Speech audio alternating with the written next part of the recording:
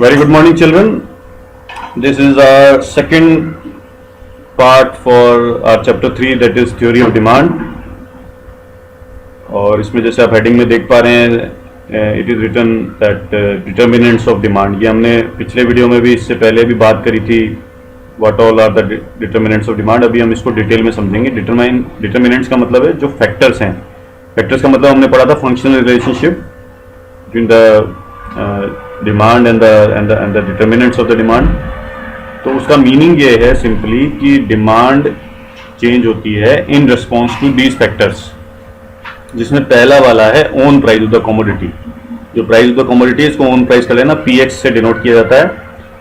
तो demand for a commodity is inversely related to its price. Inversely का meaning आप arrows से देख सकते हैं. यहाँ आपको एक दिखाए गए हैं एरो. एक ऊपर जा रहा है जो प्राइस का एरो है और दूसरा नीचे आ रहा है जो डिमांड का एरो है.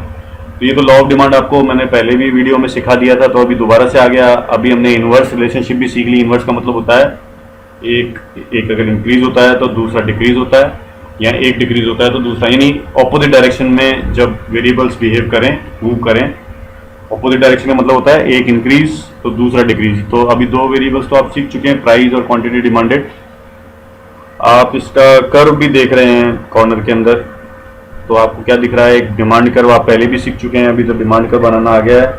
जो डॉटेड लाइंस हैं मैं पहले भी बता चुका हूं, आपको दोबारा से बता रहा हूं कि ये रेफरेंस लाइंस होती हैं, ये कर्व नहीं है. कर्व तो सिर्फ डीडी कर्व है. आप ये रेफरेंस लाइन नहीं भी बनाएंगे तब भी आपको नंबर पूरे मिलेंगे. हाँ, अगर सिर्फ रेफरेंस लाइन बनाई और डिमांड कर्व गायब कर दिया यानी डीडी, तो 0 नंबर मिलता है. तो सीखने वाली क्या बात है, सिर्फ बिगिनर्स को या जो स्टार्ट कर रहे हैं इकोनॉमिक्स एज ए सब्जेक्ट, उनको सिर्फ ये रेफरेंस लाइन से समझाया जाता है. अदरवाइज जो आप धीरे धीरे आगे बढ़ेंगे तो रेफरेंस लाइंस की जरूरत ही नहीं पड़ेगी ना. आप खुद ही समझ जाएंगे डिमांड कर्व है और ये कम प्राइस पे ज्यादा यूनिट दिख रही है, 400 यूनिट दिख रही है 2 रुपए पे, और 8 रुपीज पे 100 यूनिट, यही तो रेफरेंस दिखा रहा है वो. तो ये अब हम समझ चुके हैं कि जो डिमांड है फंक्शनल रिलेशनशिप ओन प्राइस पे होता है, और इनवर्स रिलेशनशिप होती है प्राइस कम पे डिमांड ज्यादा और प्राइस ज्यादा पे डिमांड कम. तो ये तो सीख चुके हैं. दूसरा वाला अब जो नया आ रहा है उसका नाम है प्राइस ऑफ रिलेटेड गुड्स, या फिर दूसरे नाम से भी उसको जाना जाता है क्रॉस प्राइस इफेक्ट से. क्रॉस प्राइस अब आपको मीनिंग समझ में आ जाएगा. ये लिख रखा है, देखो पहले 2 सेंटेंस पढ़िए ध्यान से. Goods are said to be related. कब उनको रिलेटेड बोला जाता है? When demand for one good, यानी एक गुड की demand changes in response to change in price of other good. इसका मीनिंग क्या है? एक गुड की डिमांड चेंज हो जाएगी, लेकिन खुद के प्राइस की वजह से नहीं, ओन प्राइस की वजह से नहीं, दूसरे गुड की प्राइस की वजह से. तो आप बोलेंगे ऐसे कैसे पॉसिबल है सर? तो ये इन 2 कैटेगरीज को ही रिलेटेड बोला जाता है. पहले वाली कैटेगरी का नाम है सब्स्टिट्यूट गुड्स और दूसरे टाइप का नाम है कॉम्प्लीमेंट्री गुड्स. तो ये सिर्फ इन्हीं गुड्स पे अप्लाई होता है ये case. If the goods are substitute यानी they can be used in place of each other, एक दूसरे की प्लेस पे यूज किया जा सके. जो हम बोल रहे हैं सब्स्टिट्यूट होना, सब्स्टिट्यूट का मीनिंग यही होता है ना कि सब्स्टिट्यूट कर देना. यानी एग्जांपल में देखो क्या लिख रहा है, T and coffee. T and coffee का मतलब ये है कि मोस्टली इंडियन हाउस होल्ड्स में जो है वो tea as a hot beverage use किया जाता है. और घर पे मेहमान भी आते हैं तो हम उनसे पूछते हैं आप चाय लेंगे या कॉफी. जनरल एक पूछने का तरीका है इंडियन हाउस होल्ड्स में. लेकिन ऐसा क्यों है कि आप सोच रहे होंगे कि लेकिन tea is more available than coffee. उसका जो कारण है वो प्राइस है.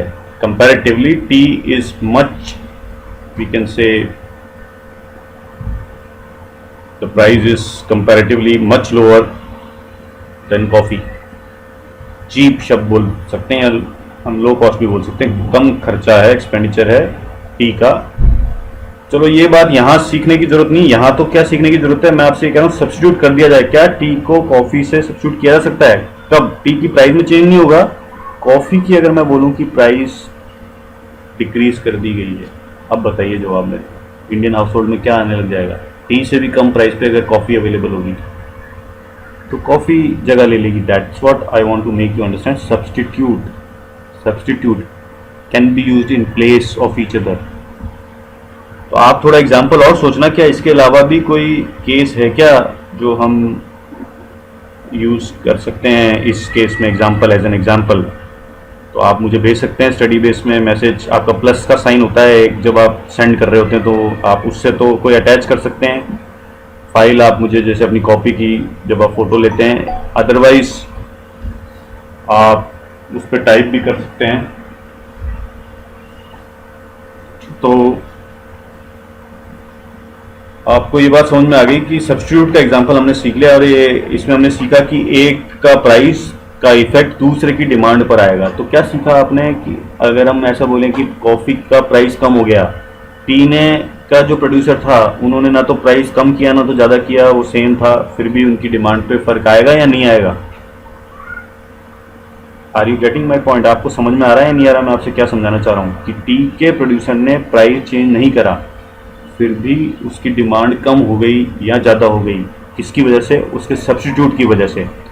कॉम्प्लीमेंट्री गुड्स, ये गुड्स होते हैं, these goods are demanded together. इसका मीनिंग है जैसे पेन एंड इंक टुगेदर, दोनों किसी काम के नहीं है अगर एक साथ यूज़ नहीं करेंगे तो। Car and petrol again together, एक साथ यूज़ करने पड़ेंगे। तो कॉम्प्लीमेंट्री का मतलब अगेन एक, यानी पेट्रोल का बोलूँ मैं आपसे कि प्राइस का इम्पैक्ट कार की डिमांड पर अगर आए तो इसको क्रॉस प्राइस इफेक्ट बोलेंगे ना हम। किसी और कमोडिटी का प्राइस का इम्पैक्ट दूसरी कमोडिटी पर आ रहा है। अभी सब्स्टिट्यूट को देखें जो मैंने आपसे बात करी थी, जो टी एंड कॉफी की, इसको डिटेल में एक बार देखते हैं।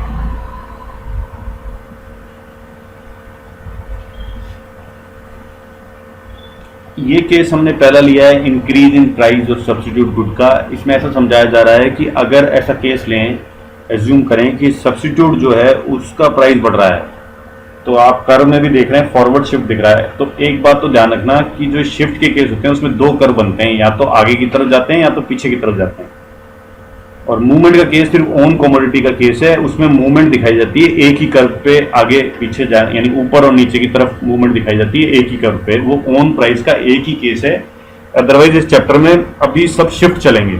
शिफ्ट का मतलब है जगह चेंज करना अपनी, शिफ्ट आगे हो जाना या शिफ्ट पीछे हो जाना।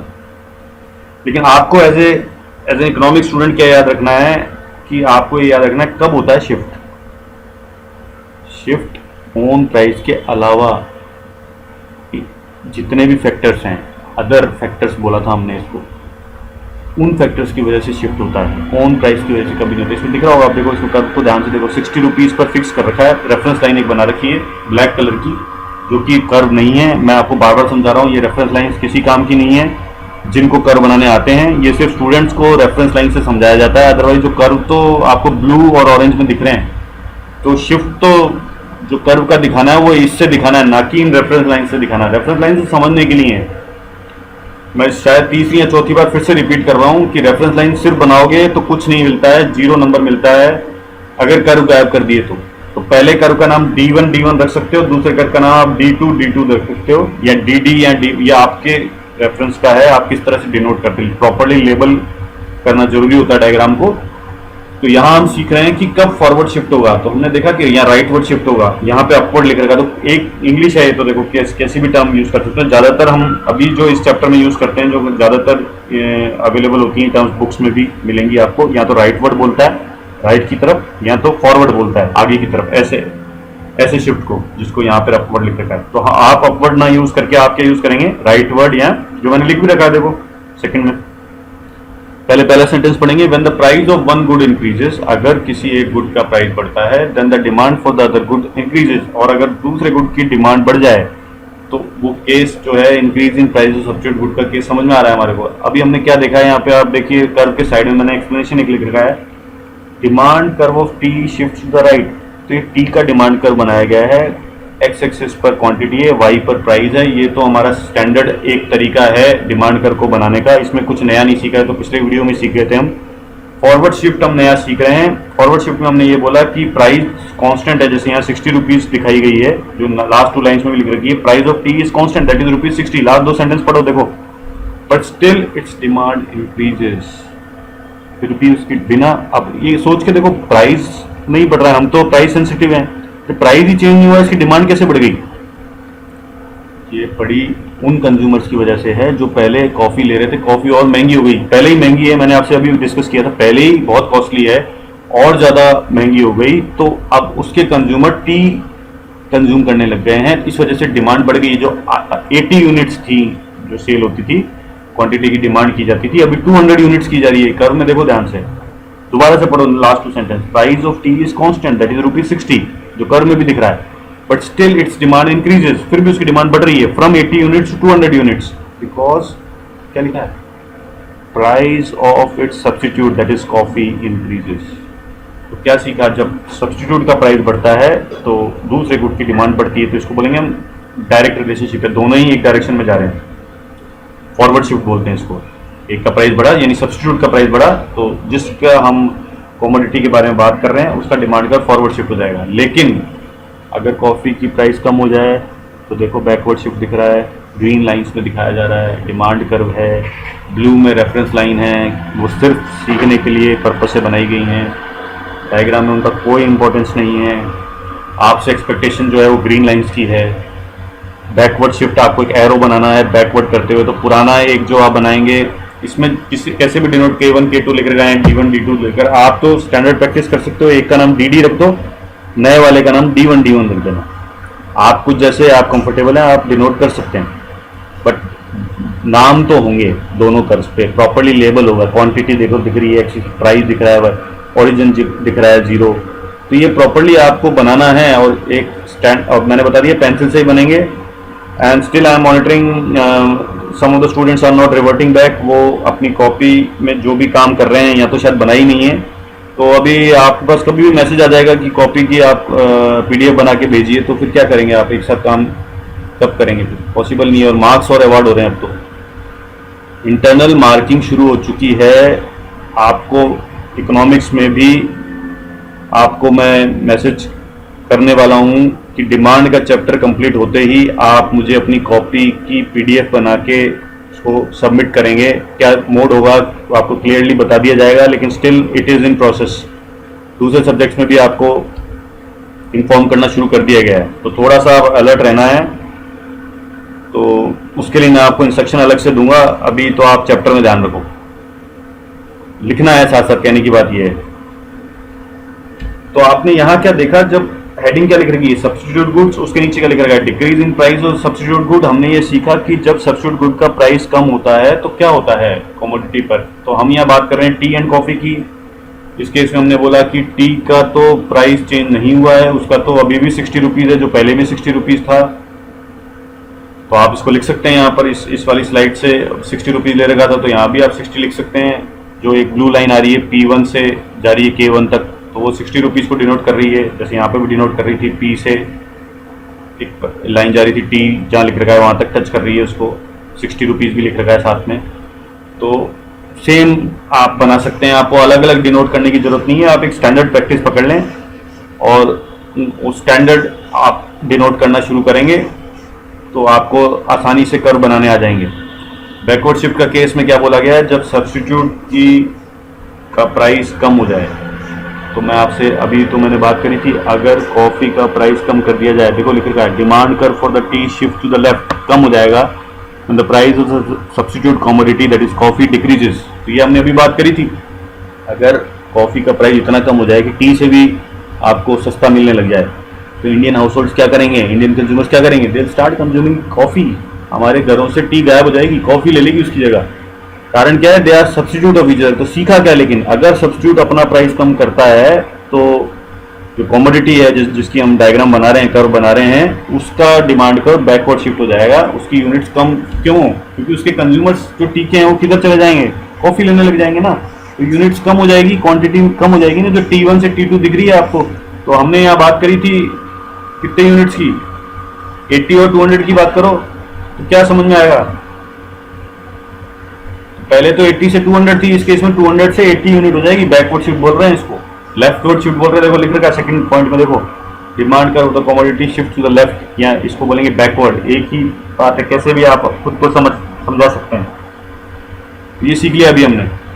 एक बार फॉरवर्ड शिफ्ट सीखा, सब्स्टिट्यूट के केस में क्या सीखा कि जब सब्स्टिट्यूट का प्राइस बढ़ता है तो फॉरवर्ड शिफ्ट होता है, तो जो कमोडिटी है द अदर गुड जिसकी हम बात कर रहे हैं उसकी डिमांड बढ़ती है।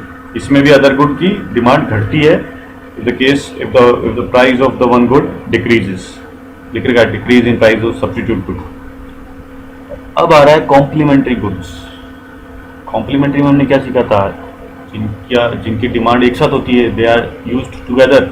अगर सेकंड पॉइंट में देखो, सेकंड हेडिंग में क्या लिख रखा है, कॉम्प्लीमेंट्री के नीचे इंक्रीज हो जाए अगर कॉम्प्लीमेंट्री की प्राइस, तो ऐसे सीखो, यहाँ ऐसे समझो कि पेट्रोल की प्राइस बढ़ गई तो पेट्रोल कार्स की डिमांड कम हो जाएगी, बैकवर्ड शिफ्ट। दोबारा बोलूँ, मैंने आपको ये बोला है कॉम्प्लीमेंट्री मतलब those goods which are demanded together, जो एक साथ होते हैं। तो ये आप सीख, पता है आपको, पेट्रोल और कार की बात हमने करी थी। तो अगर मैं बोलूँ कि पेट्रोल के दाम बढ़ते जा रहे हैं तो पेट्रोल कार्स की डिमांड कम हो जाएगी, ऐसा एज्यूम करना पड़ेगा कि डीजल के नहीं बढ़ रहे हैं तो लोग डीजल कार्स की तरफ शिफ्ट हो जाएंगे।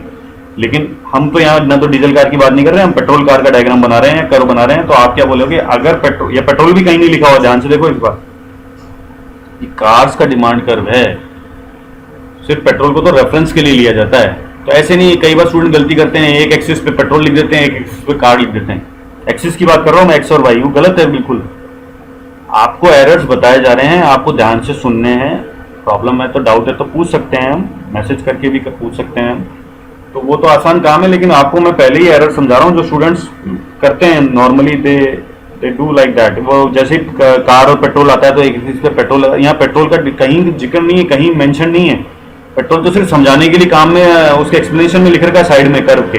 कर्व को ध्यान से देखोगे तो दोनों ही कर्व कार के हैं, D1B और D2B। तो सीखा गया यहाँ पे कि पेट्रोल के प्राइस बढ़ने से, पेट्रोल का प्राइस बढ़ने से कार्स की डिमांड कम हो जाती है। तो उसको बैकवर्ड शिफ्ट से समझाया जा रहा है। एरोज भी दिख रहे हैं हमारे को, D1 से हम D2 की तरफ, कर्व की तरफ आ गए हैं, क्वांटिटी भी हमारी कम हो गई है, इसको हम लेफ्टवर्ड शिफ्ट बोलते हैं। लेकिन अगर कम हो जाए तो क्या होगा, पेट्रोल के दाम कम हो जाए, देखो ये लिख रहा है decrease in the price of complementary good, तो क्या होगा, when the price of one good decreases then the demand for the, या ऐसे केस में, कॉम्प्लीमेंट्री के केस में सिर्फ तो उसकी डिमांड बढ़ जाती है। Even it's price is constant, own price की बात कर रहे हैं हम, कांस्टेंट है वो, तो P1 दिख रहा है हमारे को, वो तो हम शुरू से, आप पहले से डिनोट करके चलो ना, 60 रुपये लगा के रखो, अभी भी 60 रुपीज़ है। चलो कार तो 60 रुपीज़ बोलते अच्छे नहीं लगते हैं, आप यहाँ पे 3 लाख लिख लेना एक बार P1 पे। तो प्राइस 3 लाख एज्यूम करिए हमने, तो भी कार्स की डिमांड कम हो गई ना, तो प्राइस बढ़ाई तो भी क्यों कम हो रही है, क्योंकि पेट्रोल के दाम बढ़ रहे हैं। इसी तरह यहाँ पे क्या पढ़ा हमने कि पेट्रोल के दाम कम हो गए, demand curve of the cars shift to the right and the price of the complementary good that is petrol in our case decreases. Simple है, ये तो कॉमन सेंस है, इसमें तो कोई इतनी इकोनॉमिक्स मुझे लग नहीं रहा कुछ समझ। हाँ, इकोनॉमिक्स इतनी है कि कर्व बनाने सीखना है। तो ये भी कर्व कार का है, ग्रीन लाइन जो है कार का डिमांड कर्व है, ब्लू लाइन जो रेफरेंस लाइन है। ये तो समझ में आ रहा है, जो सिर्फ क्या बता रही है कि P1 कांस्टेंट प्राइस पर, यानी प्राइस चेंज नहीं हो रहा है, ओन प्राइस चेंज नहीं हो रहा है कार्स का, still the demand increases, petrol cars की डिमांड इंक्रीज हो। फॉरवर्ड शिफ्ट का एक एरो भी बना के दिखाया गया है। एक्स एक्सिस पे हमेशा क्वांटिटी होती है, वाई पे प्राइस होता है। ये जितने आप कर्व बनाएंगे, हाथ से पेंसिल से बनाएंगे, आपको जिसको बोलते हैं ना, हैंड रिटन बोलते हैं, जिसको practice makes a man perfect, तो आप परफेक्ट होते जाएंगे। नहीं तो डिमांड कर्व भी गलत बनाएंगे, उससे मेरे को समझ में आ जाएगा कि इसने बिल्कुल पढ़ाई नहीं करी है। उसके बाद नेक्स्ट डिटर्मिनेंट, कौन सा डिटर्मिनेंट, डिमांड का। तो अभी तक हमने सीखा कि रिलेटेड गुड्स के प्राइस पर भी डिमांड का इम्पैक्ट आता है। तो इस तरह इनकम, अब हमने सीखा कि इनकम ऑफ द कंज्यूमर। लेकिन एक बात ध्यान से सुनो कि जब भी इनकम रेफरेंस से क्वेश्चन आएगा या आपसे पूछा जाएगा, तो आपको ध्यान रखना है कि इनकम आते ही कभी भी डायरेक्ट हम बात नहीं करते हैं, हम नॉर्मल गुड्स या इन्फीरियर गुड्स करके लिखते हैं और समझते हैं। दोबारा बोल रहा हूँ मैं, जब भी आपसे इनकम से रिलेटेड, यानी एज ए डिटर्मिनेंट या एज ए फैक्टर बोलेंगे कि इनकम एज ए फैक्टर क्या इम्पैक्ट या क्या इफेक्ट आएगा डिमांड पर कमोडिटी की, तो आप बोलेंगे कौन से गुड, आप में से सवाल क्या पूछेंगे, या जो भी आपसे सवाल पूछ रहा है कि income of the consumer as a factor है या एज ए डिटर्मिनेंट का, आप डिमांड समझाओ। तो आप उनसे, जिन्होंने सवाल पूछा, आप उनसे बोलेंगे नॉर्मल गुड्स के बारे में पूछ रहे हो या इन्फीरियर गुड्स के बारे में पूछ रहे हो, क्योंकि दोनों का अलग अलग हिसाब है।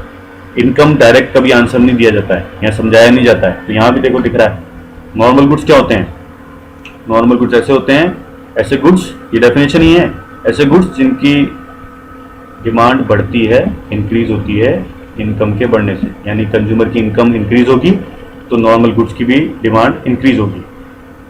कंज्यूमर की इनकम डिक्रीज होगी तो नॉर्मल गुड्स की भी डिमांड डिक्रीज होगी। एग्जाम्पल देखो क्या लिखा है, expensive cars, branded clothes, whole wheat यानी गेहूं एक्सेट्रा। इंफीरियर गुड्स क्या है? Demand of inferior goods increases when income decreases. Inferior में हमने ये देखा, लेकिन इनकम कम होने से, डिक्रीज होने से इनकी डिमांड बढ़ जाती है। ये कैसे गुड्स हैं? इनकम कम हो रही है और इनकी डिमांड बढ़ रही है। और दूसरी तरह हम बोले तो अगर इनकम इंक्रीज हो रही है, अगर इनकम किसी कंज्यूमर की बढ़ गई तो इनकी डिमांड डिक्रीज हो, तो वो लेते नहीं है, इनको परचेज नहीं करते हैं। दोबारा से ध्यान से देख लो इन दोनों को।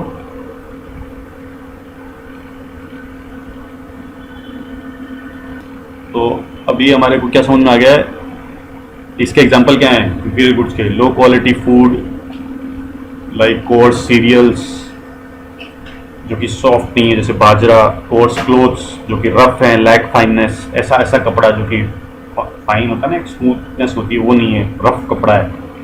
तो ये एग्जांपल्स हैं नॉर्मल गुड्स और इंफीरियर गुड्स के। उसके बाद अब तो समझ में आ ही गया है, इंक्रीज इन, अगर इनकम इंक्रीज हुई तो नॉर्मल गुड्स के केस में क्या बोलेंगे हम, डिमांड बढ़ेगी। इंफीरियर गुड्स के केस में डिमांड घटेगी। अगर इनकम डिक्रीज होगी तो नॉर्मल केस में डिमांड क्या होगा, डिक्रीज इन इनकम अगर कम होगी। तो नॉर्मल गुड कब बोलते हैं, जब इनकम डिक्रीज होगी तो इनकी डिमांड भी डिक्रीज हो जाए। और लेकिन इंफीरियर कैसे होते हैं, इनकी डिमांड इंक्रीज हो जाती है, कंज्यूमर शिफ्ट हो जाता है जब डिक्रीज होती है। देखो थोड़ी सी एक बात लिख रखी है इसमें, कह रहा है एक good can be normal good for consumers at some level of income and inferior goods for him और her at other level of income. इसको हम डिटेल में समझेंगे हमारे नेक्स्ट वीडियो के अंदर। तो अभी एक बार हम यहाँ तक इसको समझेंगे and we will continue from this particular video in our next part, third video. Thank you. और इंस्ट्रक्शंस आपको क्लियर आपको दी जाती हैं हर बार। इंस्ट्रक्शन क्या है, आपको इन स्लाइड्स को लिखना है, you have to write the slides as notes in your notebook.